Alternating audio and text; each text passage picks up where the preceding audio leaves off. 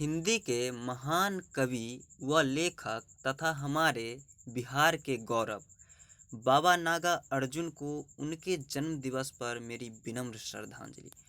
बाबा नागा अर्जुन ने दरिद्रता और गरीबी के कुहंक को अपने जीवन से निकालकर कागजों पर उकेरा ताकि आम जन के जीवन की चर्चा हो सके और उसका समाधान ढूंढा जाए।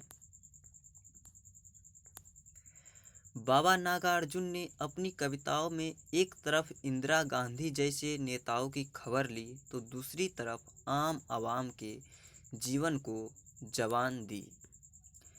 नागार्जुन हिंदी के ऐसे कवि हैं जिन्हें निर्विवाद रूप से जन कवि माना जाता है। लोकतंत्र की पहरेदारी और राजनीति पर कटाक्ष करने के मामले में वे सभी कवियों में सबसे आगे खड़े मिलते हैं।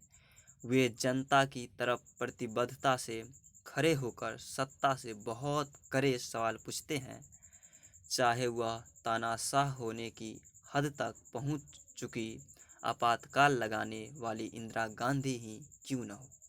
एक तरफ वे घनघोर राजनीतिक होकर समकालीन सत्ता को लतार लगाते हैं तो दूसरी तरफ अपनी बेटी के लिए गुलाबी चूड़ियां ले जाने वाले बस ड्राइवर, अकाल के बाद पसरा सन्नाटा, काम से लौट रहे मजदूर, सुअर, जेल का साथी नेवला आदि भी उनकी कविता के केंद्र में है।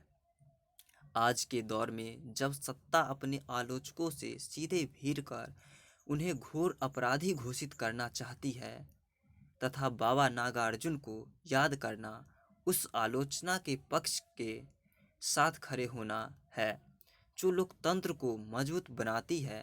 पेश है उनकी कुछ राजनीति कविताएं। शासन की बंदूक खड़ी हो गई चाँप कर कंकालों की हुक, नभ में विपुल विराट सी शासन की बंदूक, उस हिटलरी गुमान पर सभी रहे हैं थूक, जिसमें कानी हो गई शासन की बंदूक। बढ़ी बधिरता 10 गुनी बने विनोबा मूक, धन्य वह शासन की बंदूक।